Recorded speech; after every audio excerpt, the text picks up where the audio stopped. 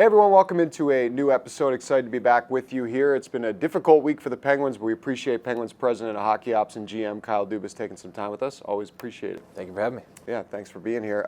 It's been a trying week for your team. I think when you look at this past week, there's obviously been a few losses that you'd like to erase from memory, but there's also been a trade. There's been some difficult games and moments within those games. I mean, how do you process kind of just the busyness and all the ups and downs of the last 8 days? I think in this position, fortunately, you're able to take a longer view, and the players and coaches, they're on the ice, they're on the bench. My view of it is, I think over the year, the team had started to build a foundation of the way that we wanted to play, and that had set us up going into the homestand in a really great spot. We come off a road trip where we win, we have a great win in Philly.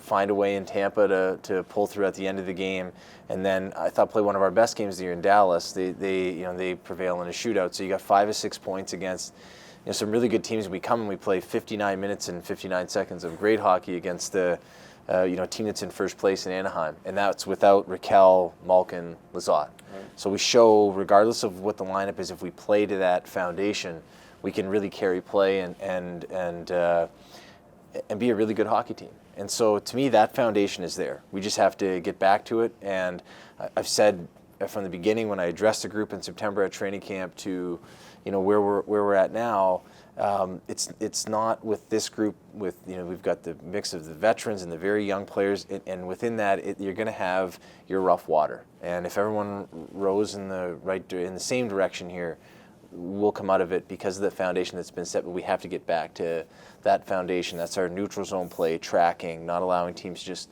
come through at will, and I have full faith that the players want to do that, and I know the coaching staff is working tirelessly at all hours to get us back there. I know it's an interesting dynamic because when you're losing games like you have this week, there's still a lot of situations where you pick up a point. The game against the Oilers was, I think, only the third time in the last 12 games you haven't gotten a point. So it's kind of an interesting situation where there's frustration with how you're losing, but you're still staying in the hunt, so to speak. Well, not only in the hunt, like if by points percentage, we've got games in hand. So by points percentage, we're in a playoff spot. Right. We're 1 point out of a playoff spot with a game in hand of the team ahead of us, who, by the way, we play twice in the next stretch, and we play, we've got 4 games before Christmas. They're all against teams that are going to be in that same hunt with us. Mm-hmm. 2 against Montreal, 1 against Ottawa, 1 against Toronto. So I don't really have a lot of time to sit and feel sorry or frustrated. We can be as frustrated as we want internally or externally. It doesn't much matter because we're in a spot where we fully control our own fate and how we play, and we get a chance to do that. That's the great thing about sports is it can be as frustrating as you want. You get a chance tomorrow to change the story. Yeah, that'll be the opportunity for the Penguins in Ottawa. It's also the dad's trip, and we have a trade to talk about, so there's a lot for us to get to when you come back after this. The road to puck drop begins on Penguins Tonight. A first look at the latest game news, stories from around the league, and so much more. Penguins Tonight, 1 hour before every game on SportsNet Pittsburgh. Presented by Morgan & Morgan. Welcome back. Well, obviously people still talking about the big trade you made last Friday morning. Kyle with Stan Bowman, Tristan Jarry, and Sam Kulak going out to Edmonton. You get a 2029 second, Stuart, Skinner, and Brett Kulak coming back to Pittsburgh.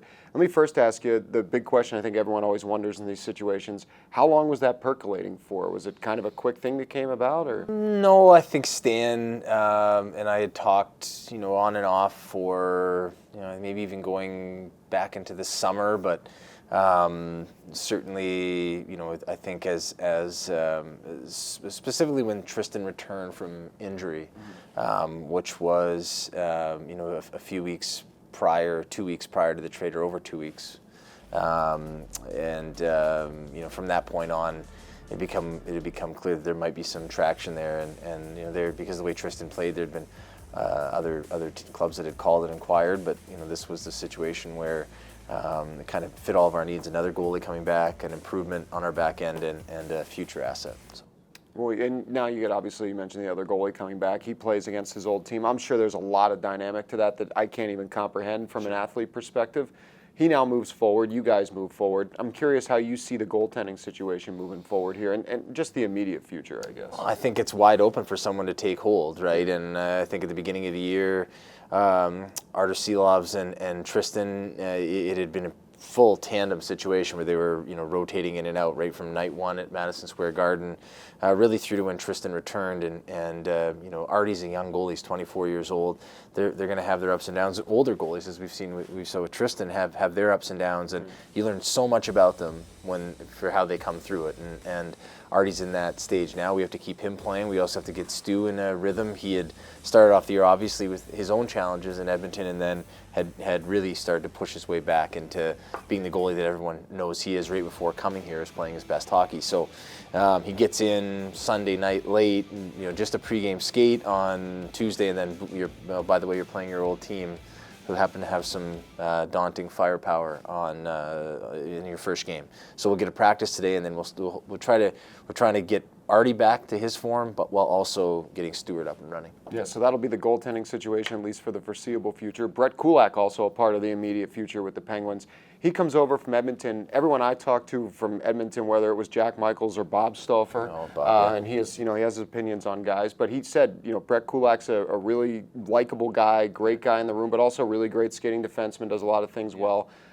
One game, obviously, hard to make a sweeping judgment on him, but what are you excited about to have him on board? I think just his experience, his ability to not only play in very important big games and pressure moments, but also maintain that level of consistency and be so steady through them. And I was able to. We were in the same division. He was in Montreal. I saw it then, and obviously with Edmonton, they've been gone deep into the playoffs in all of his years there. So been able to follow that, watch that, and I think to make the dollars line up and make it work, we were insistent that we had Brett involved because we think he should help the back end here and allow us to spell off some other guys that have accrued some major minutes and look to upgrade. So we're excited to have him, excited to have him find his footing, and I think even the interactions in the first 3-4 days lives up to the billing that everyone says in terms of the quality of the character in person. Yeah, and I realize, just final thought on that trade, obviously when Tristan Jarry goes on waivers last year, it kind of maybe set the ball in motion that he wasn't going to be with the Penguins for the entirety of his career. But when you looked at how he played this year and where the Penguins were at, what did you feel like made now the right time to execute that trade? Well, just to go back to the waiver situation, I think what was said at the time is still 100% the facts that matter, and that we were just trying to pull every lever that we had possible. We tried the conditioning stint. Tristan came up. He wasn't able to recapture the form then. So then we used the longer stint in Wilkes, and then he was able to come up and come back at the end of the year and really play good hockey, set himself up, have a good summer, come back in and have a really good first quarter of the season with us. So as I've said to Tristan on Friday morning when I met him here, you gain such a deep appreciation for someone when they go through that, when it's difficult and hard, and they're able to find their way and pull themselves out of it, because not everybody does. And so I think that speaks to his character. In terms of what made the timing right, I just think the two players specifically that were coming back versus some of the other discussions that we've had about the goalies have all been futures oriented. They've all been draft picks or draft choices, and the fact that it gives us great flexibility as we move ahead. And that none of the players, as of this moment, and we'll see how they play here because there's nothing preordained about whether they're going to be part of it or not, but there's no commitment to us beyond this season. So it gives us that flexibility, gives us the future asset and the pick from the Oilers down the road, and adds to that stockpile that we have, but also allows us to bring in a goaltender that has great experience, has played very good hockey, won playoff rounds, and a defenseman that we feel can improve our team. So it just was the trade that with where we're at and where we're aspiring to go this season and far beyond, which is where I have to operate in. It's going to give us a chance to accomplish everything that we set out to do when it started. The discussion started with the Oilers. I think the final layer to all that was, you bring in Kulak and Skinner, all of a sudden you guys are over the roster limit, so somebody's got to go out of the way, I guess, to get down to 23 active players. And Matthew Dumba goes on waivers, he clears. I saw, I believe, last night. He played, yeah. Yeah, on Tuesday night he played for Wilkes-Barre Scranton. What made that decision, and is it a similar forecast for him, or how do you kind of approach that with Matt Dumba? I think, as I said to Matt, obviously when a veteran of that caliber and that level is never pleased when they're told that they're going on waivers and going down. That said, and I don't know that he sees himself in the same range because he's played the NHL longer, but we've had two veteran guys go down to Wilkes-Barre, Danton Heinen and Ryan Graves, and use it to build their game back up. And Kirk McDonald, Nick Luco, and Brad Malone, the staff, and they're doing a great job creating an environment where all players can really continue to grow and evolve. And it's a very good team. It's contending to lead the league.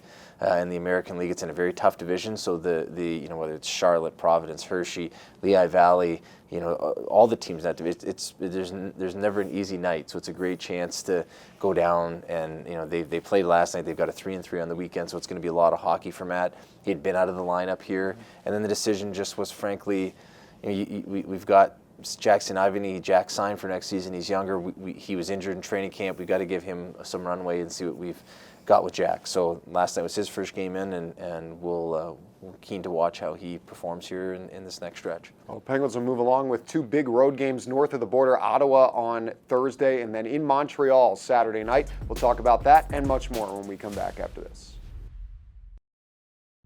Here, we don't just watch the Penguins, we live every tipped puck. Unbelievable. Every battle. Give me more of this.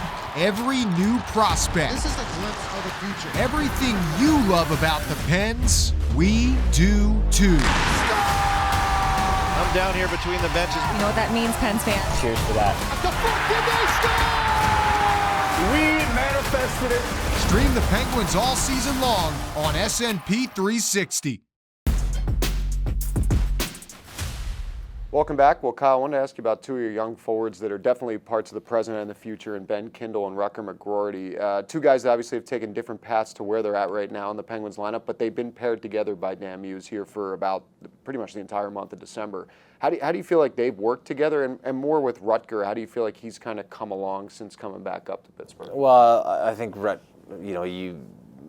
he went to Wilkes after coming off the injury sustained right before camp and played very well there. And I thought, he's trying to find his role, right? It's a lot of even strength play, a little bit of penalty kill, no power play. He's played the power play his whole life. So you're trying to earn your way into the league, and I think especially of late, he's made improvements to his pace and his skating, and especially of late, I think he's making a greater and greater impact with the puck, and we just want to continue to have him do that. And continue to grow and develop. So that's on us. So we know he's going to put the effort in, and he's going to be attentive to it in the gym and on the ice. So we'll create the environment and continue to let him grow and evolve. And it's great. They end up they're playing together, and they have got a good chemistry. They've been a group that you talked at the outset about some of the tougher games we've had. They've been a pairing that when they go on the ice, they're driving play and they're assertive. And so I think that speaks to not only their capability now to stay with it when it gets really hard, but also what their potential can be in much bigger moments than early December regular season play. Yeah, Ben Kindle coming off his first career 3-point game over the weekend. Rutger McGroarty's got a couple points in his last couple of games. Another guy deeper on the depth chart, but another prospect in your organization.'s back. Emil Pieneniemi returns to Wheeling, I believe, from being back in his native Finland. Just kind of what was that process like? I know we talked about it on this show in the past, and at that point he was leaving the Penguins, so now he's back.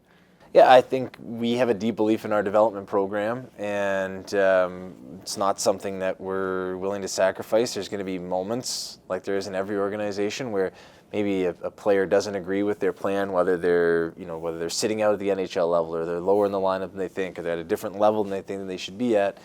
Everything that we do with all of our players is very well intentioned and very laid out very in an in-depth manner and very thoroughly what their plan is to get to where they want to go to. And Jason Spezza, Amanda Kessel, Tom Kostopoulos, they work in concert to create that. For over a decade now, any team I've been with, we see the ECHL as a massive opportunity for certain players, depending on how we evaluate them, to really grow and develop and evolve. And Wheeling, at this moment is at the top of the league. We've taken over. Derek Army was there, did a great job. And he moved on to the American League. It let us bring in a great young coach in Ryan Papuano, and the team has had great success this year. And the players are getting better. They're developing. They're moving up to Wilkes-Barre, and to me, it's a great spot.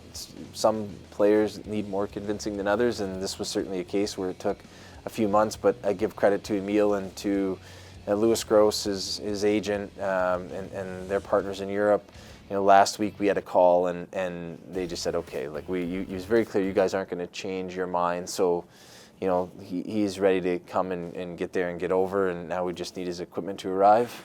It's just been another process, but it's probably been a good thing because after being off for a number of weeks or months without being part of a team environment, you probably got a lot of work to do with your conditioning and your strength, and so we'll aim to get him back up and running in the next few weeks and get him up and playing there. And I think Ryan and the staff down there will do a great job with him, and he's a very important prospect for us. Had a great year last year, Kingston World Junior, and we need to get him up and developing, and we can't lose the whole year. So half of it's gone, but we need to make headway now. Okay, we'll see where he goes on that front. Another defenseman, Jack St. Ivany, you mentioned earlier, makes his season debut against the Oilers Tuesday, 14 minutes, 52 seconds of ice time paired with Brett Kulak.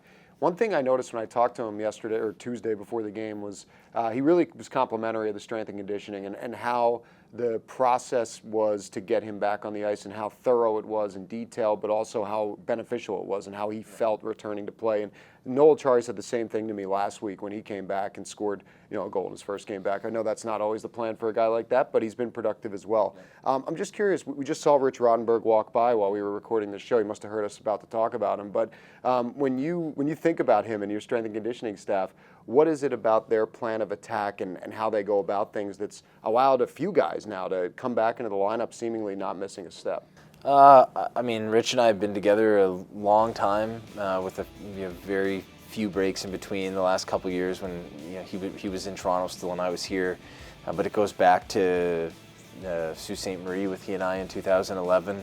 Rich, I think you hit the nail on the head. It's just very detailed and very player individually specific to each player. Mm-hmm. And it's trying to do everything safely, but push the players to be at their best and get the most out of them.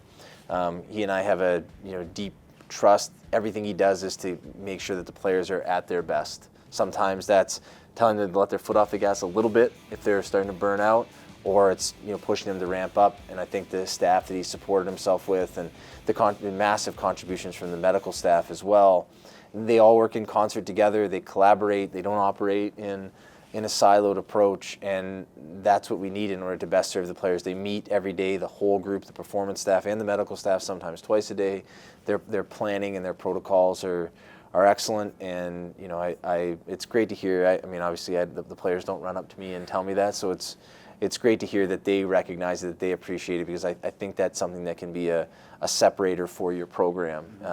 If you have that, if the players have that level of trust in the performance and medical side, and you're getting them healthier sooner and for longer. Right. And so that's credit to Rich, but also to all the performance staff and all the medical staff. Well, two guys that are on that road to recovery right now are Evgeni Malkin and Blake Lizotte. I'm just curious, not exactly looking for an exact date, but you've been pretty generous with your timetables here on this show. I'm curious if there is any on Gino or Blake. Well, it hasn't gone well without them.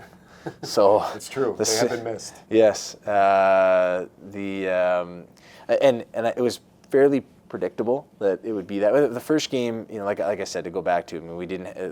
Ricard Raquel wasn't back in that game yet either, right. against Anaheim, and the team shows what it's capable of to withstand and endure that. So and we've done that the whole year without making a big fuss about it. But there are two centers, and it's given other guys a great opportunity to try to take advantage of it. But it doesn't appear that either will be back on the weekend here.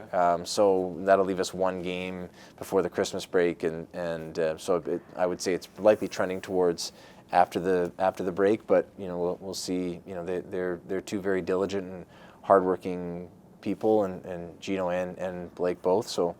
But we also have to be mindful of the long run. We can't rush them back just based on results or trying to get them back before the Christmas break. We have to use everything at our disposal and put them in a good spot.